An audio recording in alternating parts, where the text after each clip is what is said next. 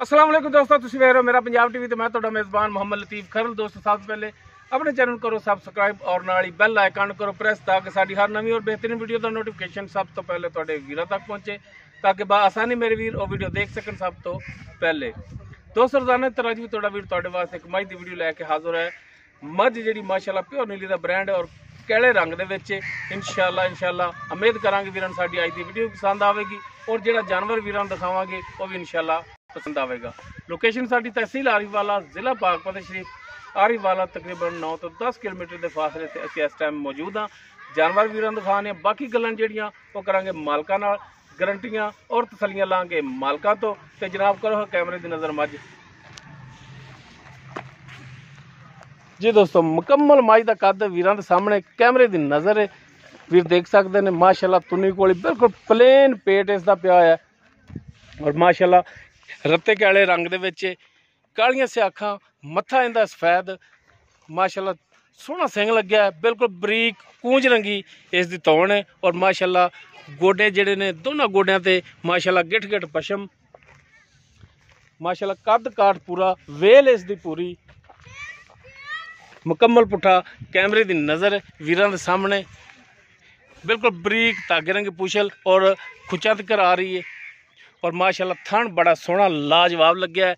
माशाअल्लाह कला कला थान पावर वाला थान लग्या है, मुठ पर थान, ए बटन भी नीली दे माशाअल्लाह मेले लाए ने, थब्बियां दे विच लिबास इसदा माशाअल्लाह। भरावां दी करावांगे तसलियां, लैने देने मुकद्दर माशाअल्लाह। जानवर प्योर नीली दा ब्रांड इंटोरो हमारा जनाब।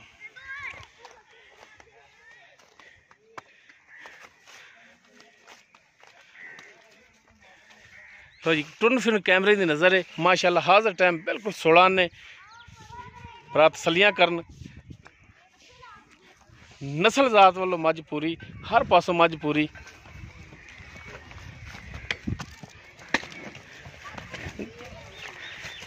गानी तो फाड़ लटोर लो, बाकी डिटेल इसकी मुकम्मल तफसील इसकी वो लाँगे मालकां तो।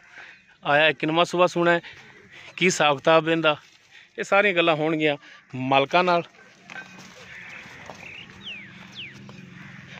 चार चफेरो भरावां दी तसलियां करावांगे।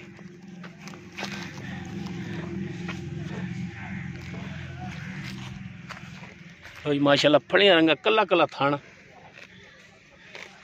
गिठ गिठ दी विरलां जी। अंसर भाई माशाअल्लाह नस्लें पूरी मैरी बरीकियां। हाँ जी फुल बरीक मझ भाई। अच्छा सुबह सूरी जनाब, तीसरा सूआ। हाँ जी हुण इन्हें सोना है, हुण सुना इन्हें ते किन्ने दिन कट जाएगी? तकरीबन कोई 7-8 दिन तो लै जाएगी। 7-8 दिन लै जाएगी। हाँ जी ठीक हो गया। अच्छा ये दसो कि ये खरीद करके ले आए हो या अपने किसी ते खरीदी सी भाई जन, पर हुण फिलहाल कर दी हुण कर दी है?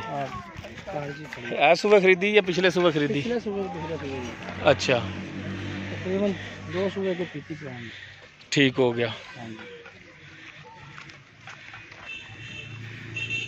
बाकी ये दसो अंसर भाई कि 5 दिन लै जाए 7 दिन लै जाए वो कुदरत का निज़ाम है। बाकी थणा दी पिछे दी गारंटी होगी अपनी भाई जी, हर शय की अपनी गारंटी, कोई किस्म का नुक्स ऐब होवे हाँ जी किराया भी वापस देंगे, हर गल की अपनी गारंटी होगी, हर तरह के चालू। कोई थणवाद काट छट्टा फार गंड मरोड़ी कोई हर तरह अपनी गारंटी होगी अल्लाह दे हुक्म नाल। अच्छा भाई अंसर हुण फिर ये भी दस्या जे जी भाई कि गल 16 ने दसनी है कि किन्ना को दुध कर दी रही है पिछले दूसरे सूबे च? 18 लीटर दुध ने दूसरे सूबे कीता जी। ठीक है ते एदकी वधी ना 20 लीटर ना दिता तो 18 पक्का है। वेखिया जिहड़ी नस्ल जात ने नीली दी मई हुंदी ना, नीली दे कूड़ बड़े चलदे हाँ जी, उन्हां दी धुन्नी हुंदी नहीं। मई दे थल्ले कैमरा मार के वेख जे धुन्नी हैगी ते मैनूं दस। नहीं नहीं बिल्कुल थण मुठ पर ते गिठ गिठ दी विरल धुन्नी तो साफ तक चड्डा ते लोकी कहंदे 4 उंगल वक्खी। हाँ जी 4 उंगल वक्खी हर मैं नहीं लगदी उरा नेड़े आ।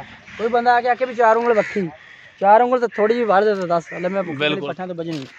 मज अपनी गारंटी वाली है, अल्लाह दे हुक्म किलो मक्खन ना काटे मैं तो फिर गल करो। सही हो गया।